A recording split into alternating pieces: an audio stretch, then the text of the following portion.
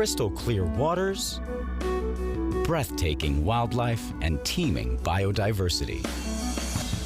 This Caribbean island cashes in on its popularity with divers to protect its unique undersea habitats. Protecting the ocean begins from the bottom up in Bonaire, one of the world's great ocean parks.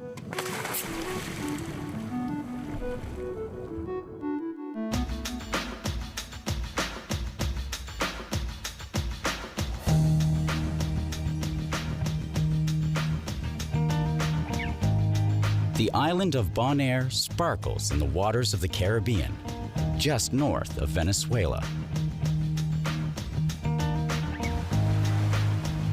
The government here preserves every bit of this coastline as a marine protected area, a spectacular ocean park.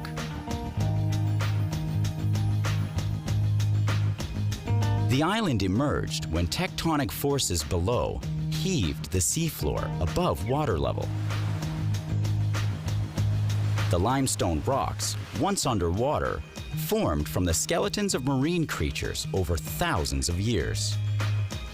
On land, birds, like the ecologically vulnerable yellow-shouldered Amazon, and cactus, like prickly pears and Pilocycarius, scrape out a subsistence in the island's dry climate.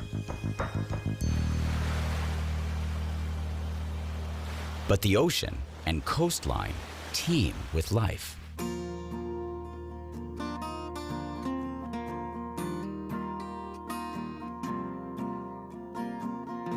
Where Bonaire's water appears bright blue, the ocean bottom is sandy. Where the dark blue begins, so do Bonaire's famous reefs, called fringing reefs because they're so close to shore. All marine life here connects to the reef. Residents realized it was worth protecting beginning in 1979, when the Ocean Park was first established.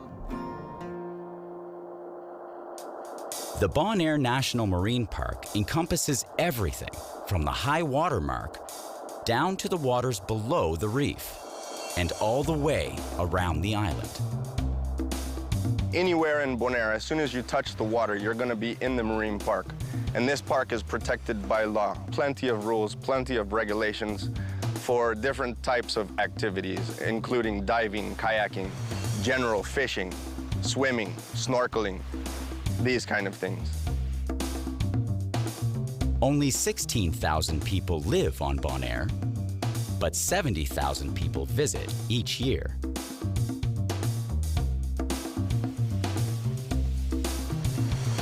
The island's economy depends on tourism. And the tourists come almost exclusively to see the abundance of marine life teeming in the reefs of this ocean park. Every diver in Bonaire must agree to abide by strict rules and pay a small fee to help maintain the park for future generations.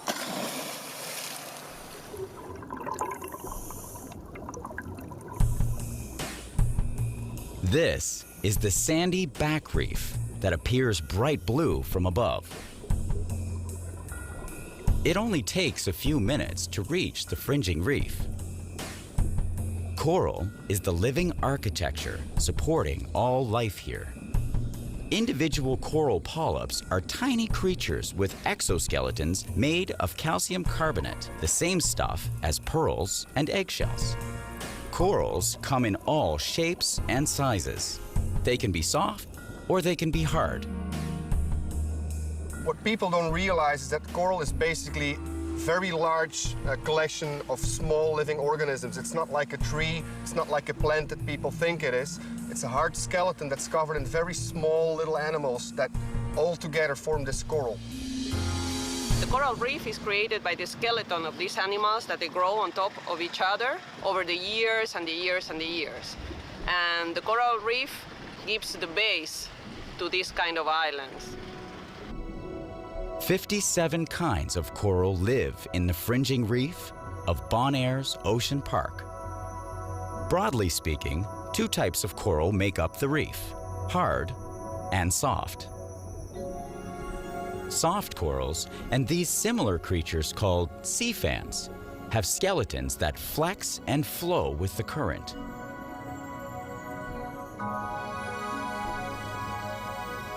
Sea whips are another soft coral.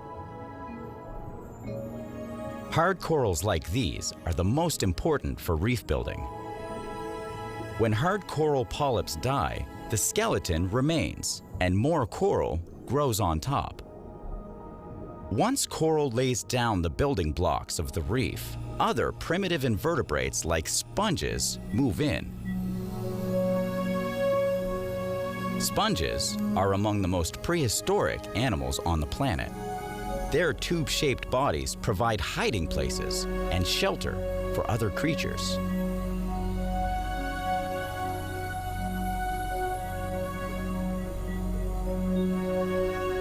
Finally, fish, crustaceans, and other sea creatures colonize the reef.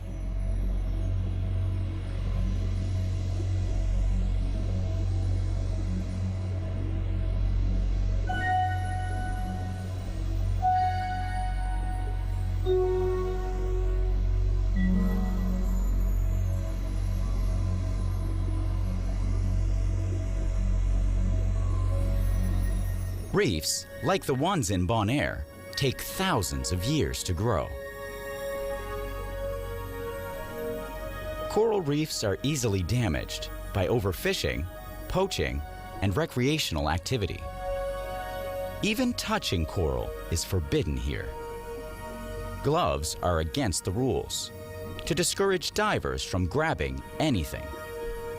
Spearfishing and shell collecting are also off limits to protect and sustain the delicate balance of the marine ecosystem.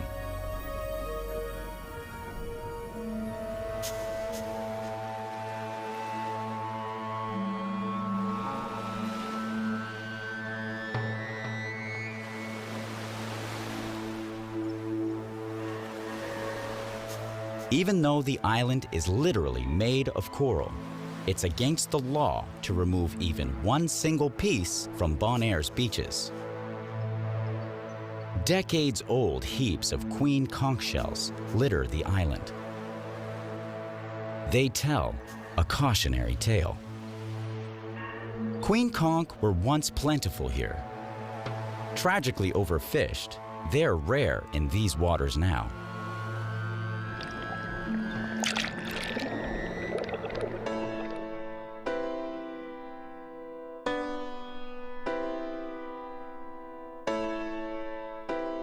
The people of Bonaire realized the threat to the ocean decades ago, and their foresight has paid off in tourism dollars.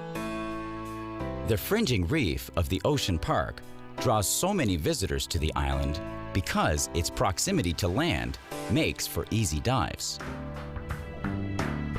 86 dive sites surround the island. Most are accessible from shore.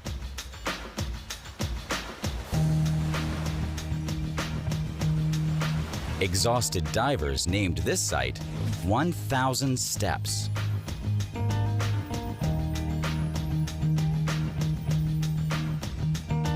The long climb to the beach below is on steps hewn from rock composed of fossilized coral. Just getting to the water is hard work, but they know the reef will reward their efforts.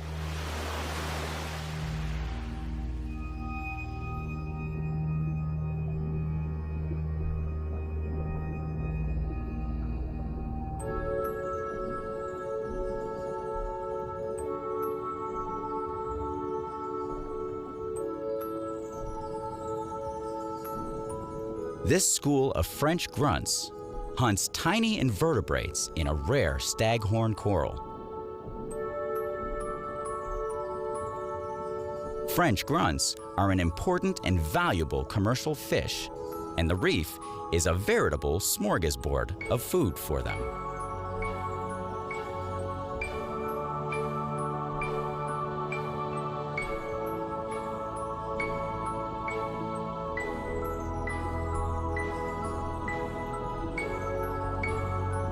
A queen parrotfish uses its powerful jaws to scrape algae from the coral. Parrotfish have a give-and-take relationship with coral. Their grazing reduces coral to sand, but also keeps algae from smothering the coral polyps living inside.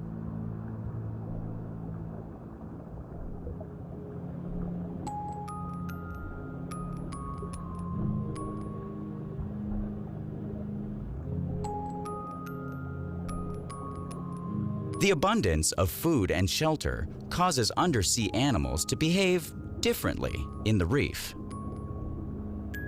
Sharp-tailed eels, rarely seen in daylight elsewhere, hunt freely during daytime hours. The eel mimics a poisonous sea snake, trading on their lookalikes' bad reputation to keep themselves out of trouble. Sharp-tailed eels feed on crustaceans like this batwing crab, which hides in the cracks and crevices of the coral. The crab gets its name from the markings on its back, like the superhero symbol.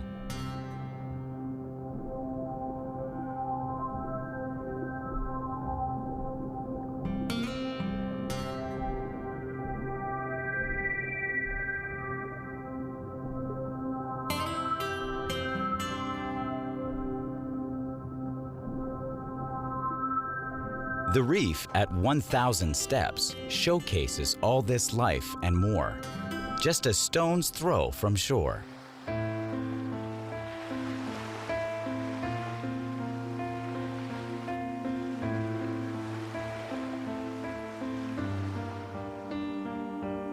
The government began protecting marine areas here in 1979, and by 1999 created an ocean park including all the waters surrounding Bonaire and the neighboring island, Klein Bonaire. Unfortunately, even by the 1970s, a lot of damage had already been done by fishing, construction, and shipping.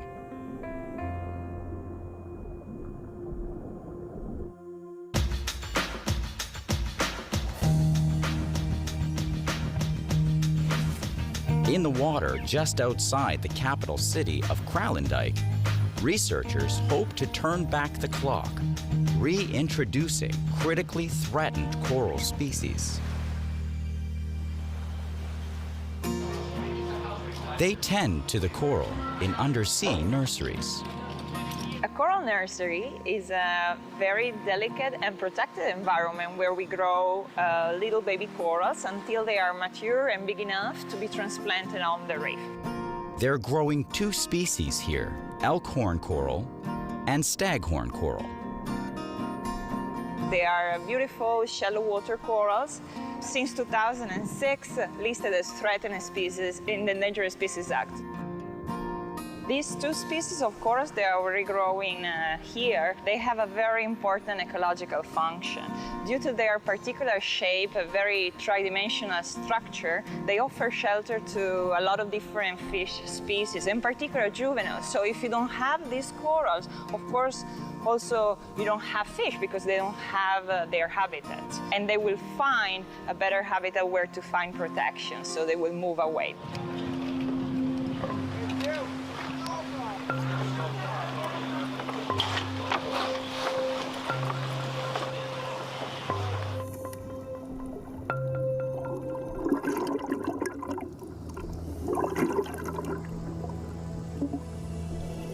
Coral reefs declined worldwide over the last 30 years.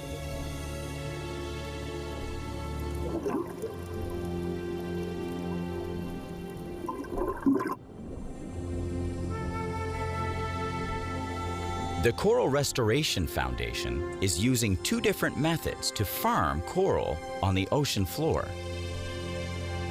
In shallow water, they suspend baby coral on vertical lattices.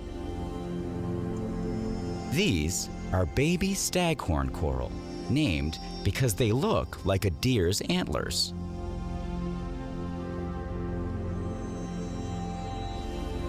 The pieces on top of this lattice are elkhorn coral. They're flatter, like a moose's rack. It's taken 6 months to grow them this much. In deeper waters, sunken steel rods anchor the juvenile coral to the bottom.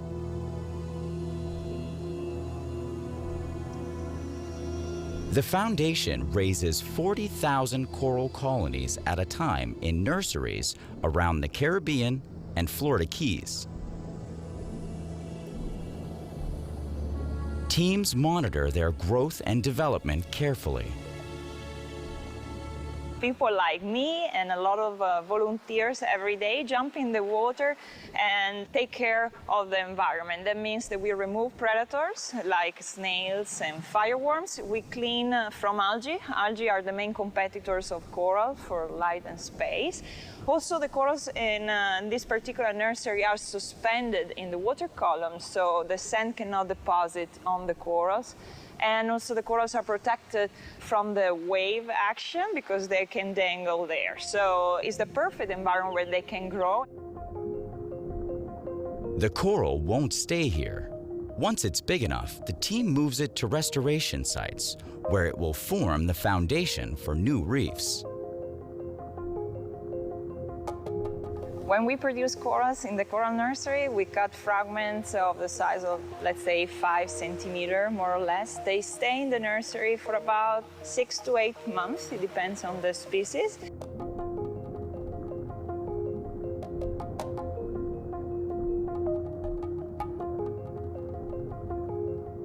In just 3 years, this project has already changed the waters of this ocean park for the better.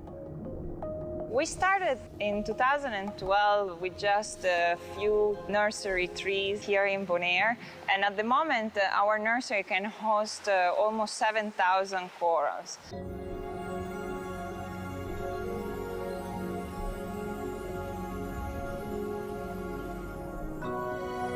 In only 2 years, we transplanted almost 4,000 corals on the reef, restoring 5 different restoration sites. The foundation at the moment, Coral Restoration Foundation, is a no-profit organization that lives mainly out of the tourist donation. And only with tourist donation we achieve so much. The future of the reef is the future of Bonaire, and it begins right here.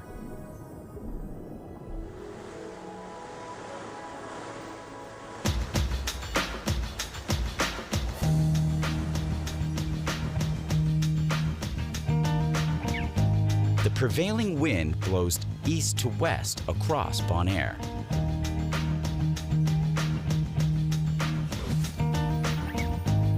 On the eastern side of the island, the wind kicks up the surf.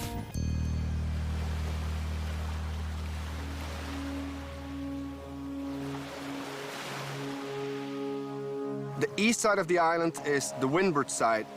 We have constant trade winds blowing over the island, which makes it that the surface especially is a little more choppy than on the other side of the island. People used to call it the wild side because of the wave action on the surface. The best diving on this side of the island is away from shore and showcases some of the best diversity of this ocean park. Bonaire's famous fringing reef lies further from shore here. Our dive site is coral fingers, as we call it, because it looks like 5 giant fingers running from shallow water into deeper water, right on the edge of the reef. And it's gorgeous as a reef, but it's full of juvenile fish. If visibility is good enough and we get some sunlight there, you can just spend hours and hours in shallow water looking at all the beautiful stuff we can find. The current is stronger here, so the divers tow inflatable markers so the dive boat can find them when they drift. Okay, Fred, you can go.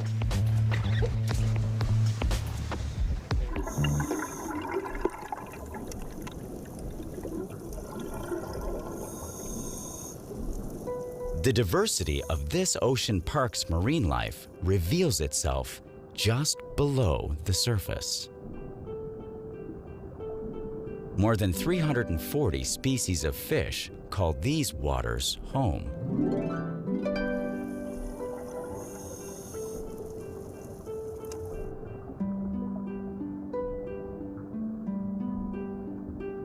A southern stingray glides effortlessly over the reef in search of small fish, worms, and crustaceans.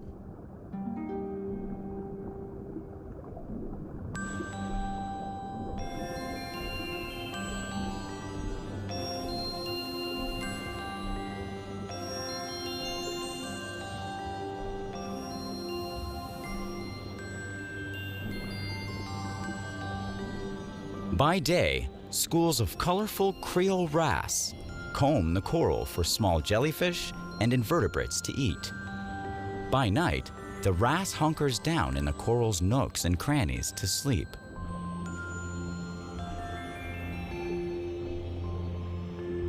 The ebb and flow of the waves pushes and pulls sea fans back and forth.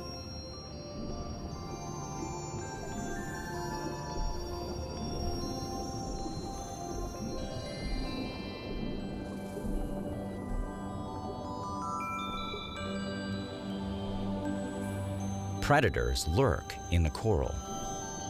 A green moray eel waits to snatch passing prey. A French angelfish seems oblivious to the threat nearby.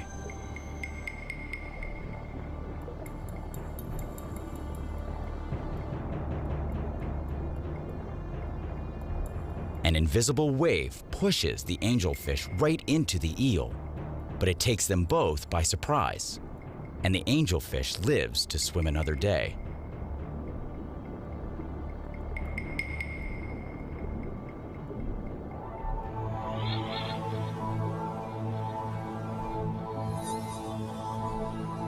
Elsewhere in the Caribbean, this brown grouper would be a prize for a spear fisherman.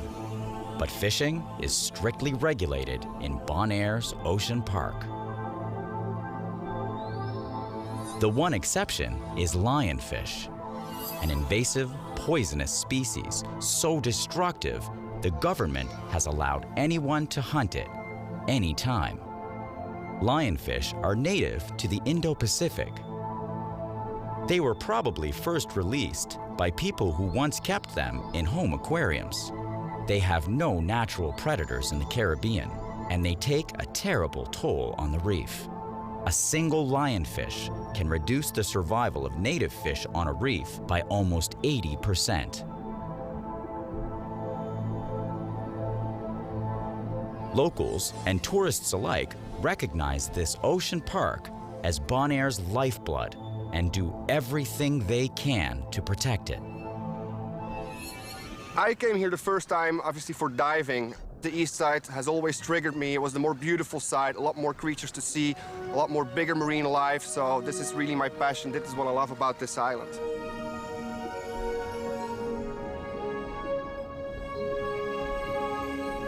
A dive at 5 Fingers reveals the diversity of this ocean park's wildlife. But the marine habitats on Bonaire's eastern side include more than just coral reefs.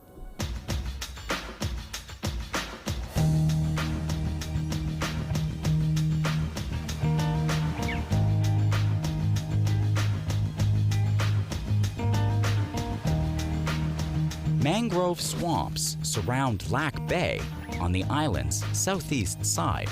Lac Bay in general is internationally protected for a lot of stuff, not just marine life, but also mangroves surrounding the bay here. But what it does for us specifically is there's an awful lot of food in the water here inside the bay, and the mangroves, as we all know, is the nursery for the reef. So a lot of the big fish come in to set off eggs, and eventually the fish will move back outside onto the reef.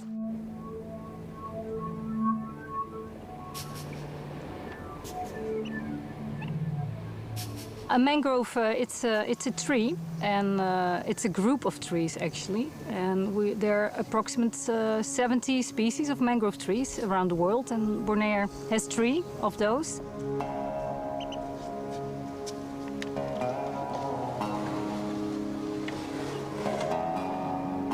Okay, I'm gonna climb in the boat.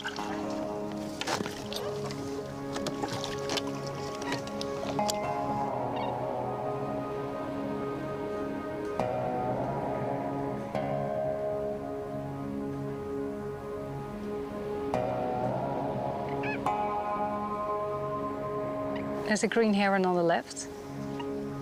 A green heron stalks its prey in the tangle of the mangrove's roots.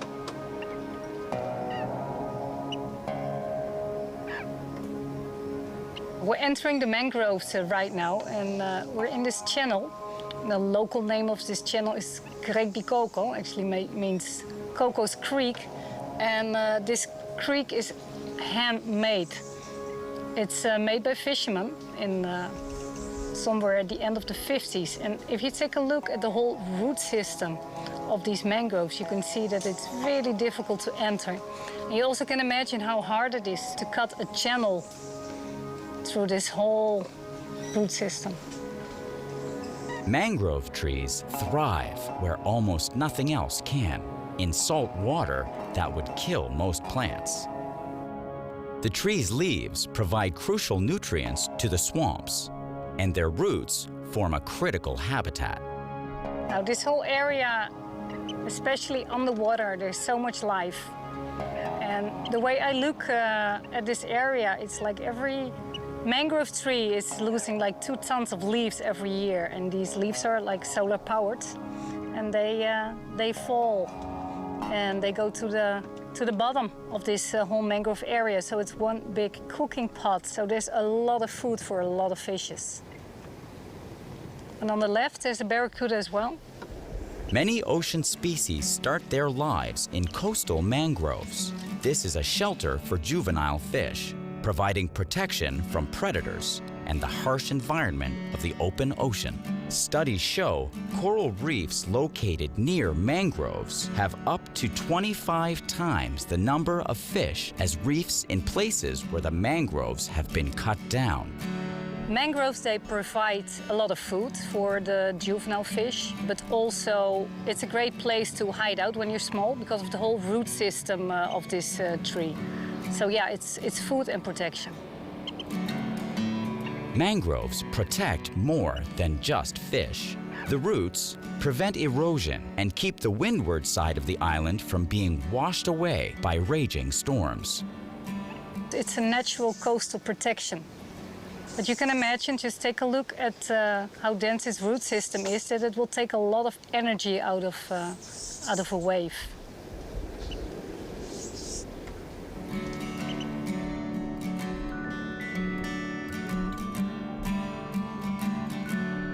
The world beneath the surface reveals an ecosystem as complicated and vibrant as any in this ocean park. Highly specialized species, like these mangrove oysters, cling to the roots. They've evolved to survive out of water at low tide. When you look up the side here, you see some seagrass patches and a lot of juvenile fish, but also on the bottom you can see some upside-down jellyfish.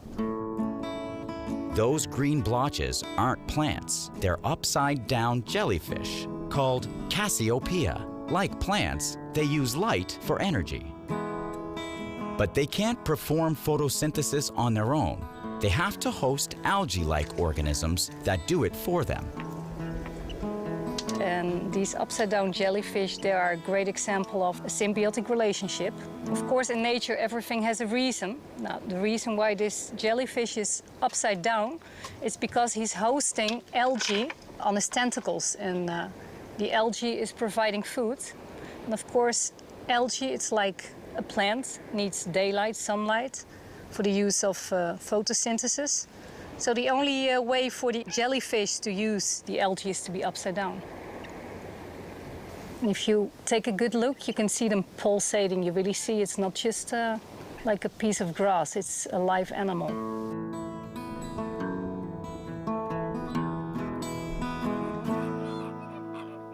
The mangroves draw flocks of an iconic visitor, the awkwardly graceful Caribbean flamingo.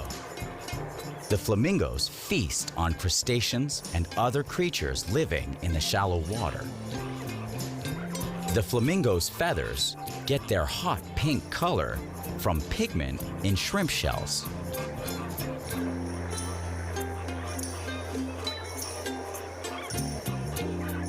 All legs and long necks.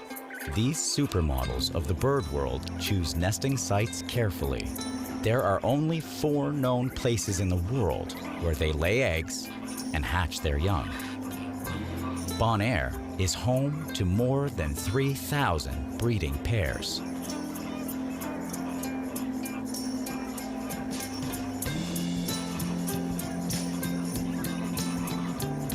Flamingos enjoy protection from harassment and habitat destruction in a special preserve on the island.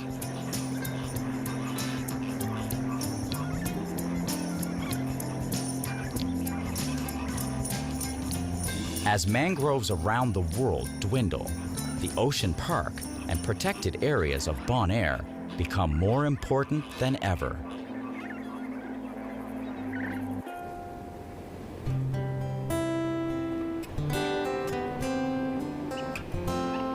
Yeah, worldwide they cut down a lot of mangrove forests, and you see it in countries like Thailand.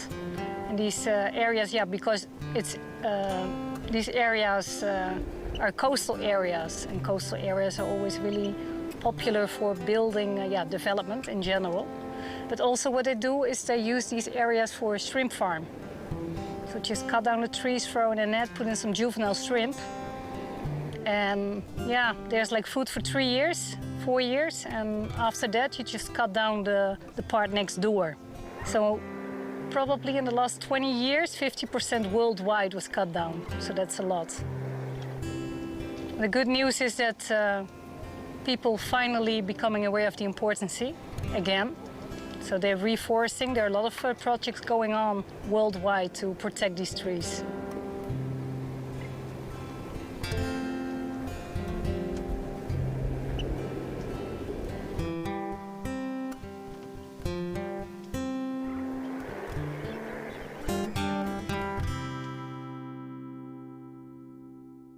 On the surface, Lac Bay shelters fishing boats heading out to the deep waters outside the ocean park.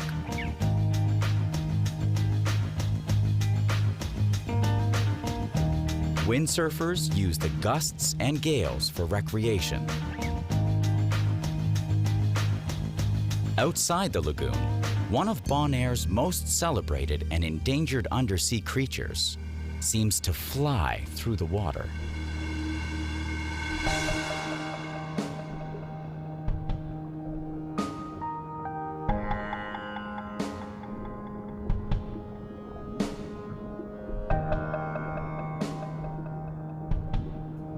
The endangered green sea turtle is one of 3 species of sea turtle regularly spotted in Bonaire.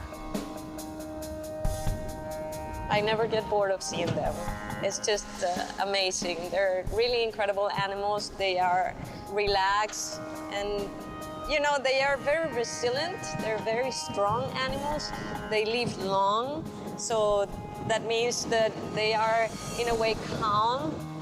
Not that when you approach them, they're going to stay. When we see turtles, we have to be respectful and just watch from a distance as any other wildlife. And then you get to enjoy the view.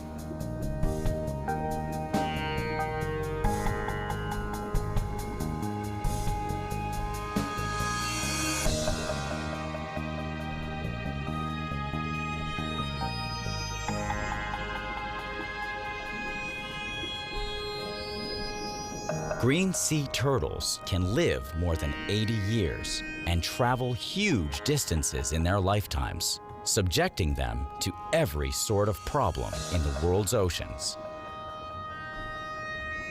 Plastics, poaching, fishing nets, and irresponsible development all threaten the future of the world's sea turtles.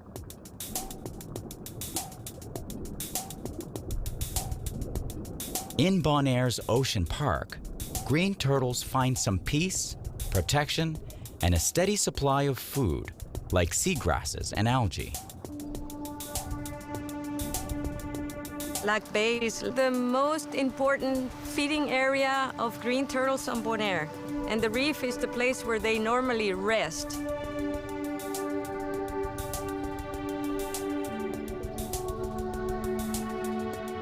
The sheltered and shallow bay is the perfect place for some R&R for green turtles swimming in from as far away as Cuba and Mexico. It's one of the most biodiverse places of the marine park. It has different areas completely in it. It has shallow seagrass beds. It has shallow coral reef. There are areas with lots of different things to find. The biodiversity is very dense here.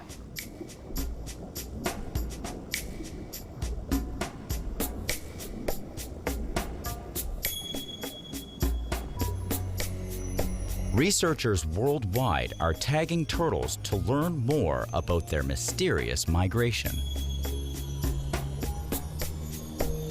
Turtles are migratory animals, which means that they don't stay in one place. During their life cycle, they're moving in different stages, and they're endangered worldwide. And when they are endangered in a world level, that means that the protection has to occur in the different places so we can help that species.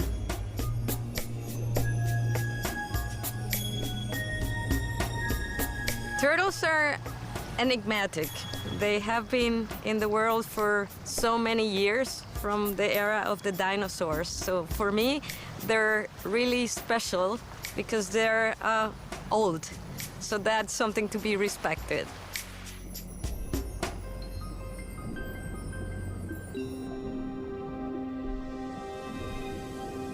Sea turtles seem to love Lac Bay. Locals call it Turtle City.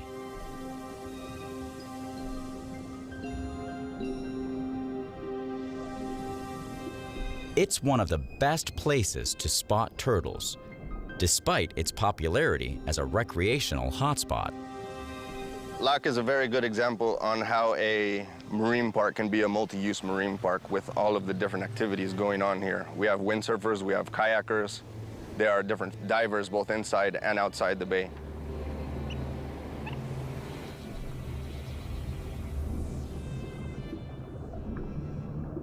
Another reason sea turtles come here is to make their nests in the soft sand of the beaches of Bonaire's Ocean Park. So Sea Turtle Conservation Bonaire is a non-profit organization that is working on Bonaire on the protection of sea turtles. And sea turtles are endangered species protected by law and are inhabiting the marine park. Worldwide, the popularity of beachside hotels and development threatens turtle nests. On Bonaire, researchers and activists protect the turtles' nesting habitats. This is like a sanctuary, if you may, or we call it, for our purposes of work, a pumping station, where they come when we call them rookies, so turtles are migratory. They're floating the oceans the first years, they're called the lost years, and when they get to the coast, if they like the site because there's good food availability, they stay. On Bonaire, we calculate that they stayed around 15 years. Turtles thrived in the world's oceans for 150 million years. But experts worry that without conservation efforts, like those in Bonaire, some species could go extinct in the next 2 decades.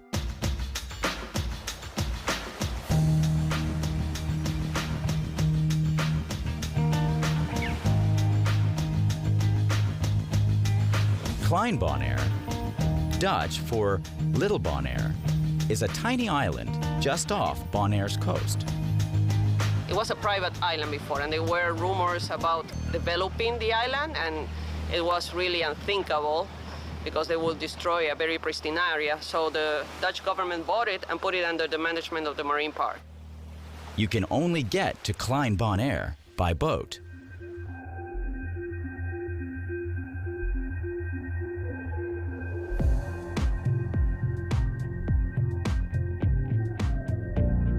Rough ride? No. Look how it looks. Klein Bonaire was the last place preserved as part of this ocean park, finally joining the rest of the marine protected area in 1999. It harbors the most stunning and intact reefs in this part of the Caribbean. It's really very, very, very beautiful because it has all these reefs, the same as the main island as Bonaire, but it's much less visited because you can only get there by boat. So there are less divers, less human impact, and also it's an island that is uninhabited, and we pretend to keep it like that for life, forever. So that makes all the human impact very small there.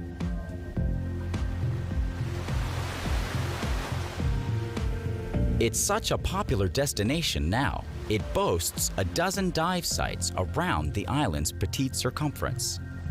If we look now, you see the light blue area is the sandy plateau, and the dark blue is the reef. But still, on the plateau, you see darker spots. That means on the plateau there is coral, because there are coral heads even in the shallow waters here. So you see the darker water there. It's still the plateau, but it's covered with corals. Boats aren't allowed to anchor here to preserve the reef, so they moor onto floating tethers.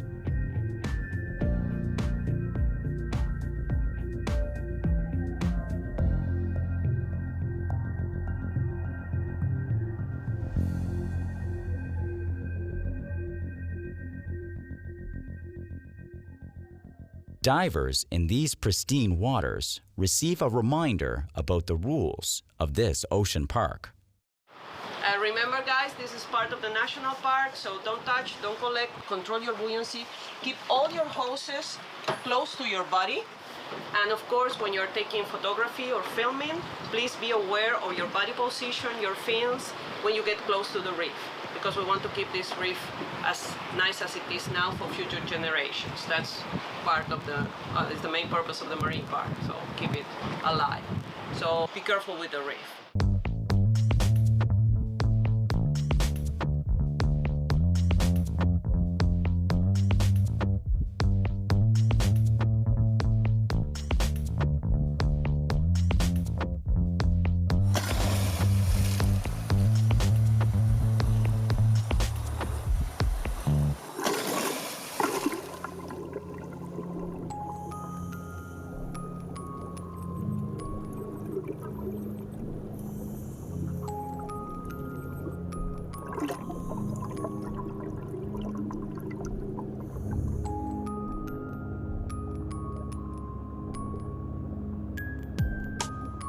Because the water is so shallow, daylight punches through to the reef. That encourages plants and draws animals like nowhere else in Bonaire. Even in broad daylight, some inhabitants do a great job of hiding in plain sight. Glass eye snappers tuck themselves away under a Dilporia strigosa, a flat species of brain coral. A trumpetfish balances on his nose, vertical to blend in with surrounding coral stalks. It changes color, enhancing the illusion.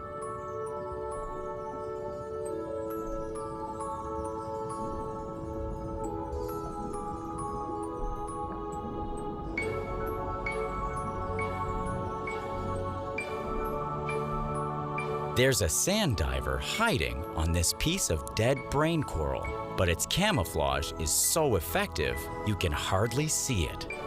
He's hoping smaller fish won't notice either, so he can lunge out and make them his supper.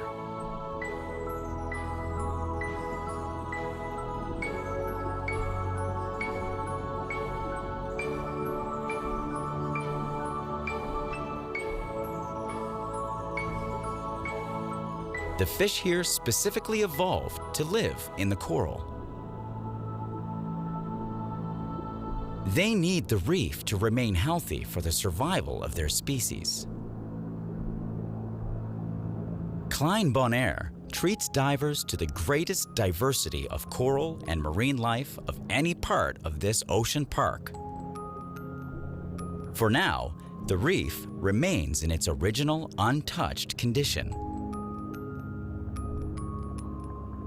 This is what all of this ocean park would have looked like centuries ago, and what the people here hope it will return to one day.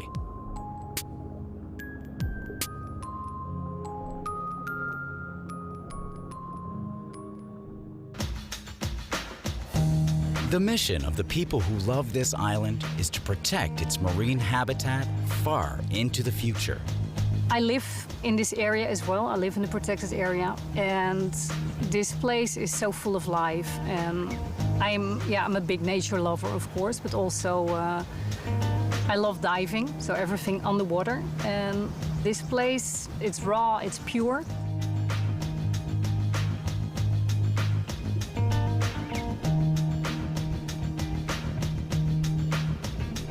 Hopefully, the example set in Bonaire will inspire people worldwide for the preservation of coral reefs around the globe. Coral reefs are nursery ground to 25% of all the known marine creatures. Think about it's estimated that 33% of all the known fish species live on the reef. And in particular, think about for an island like Bonaire, where the main tourist attraction is the reef. And also the reef offers a coastal protection. So there are many reasons why it is important to protect the reef.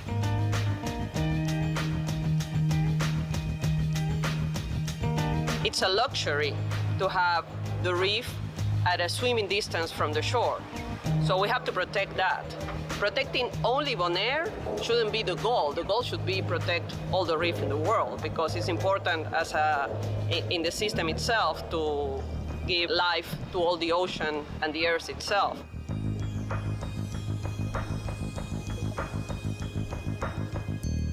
Bonaire proves that ocean conservation begins from the bottom up.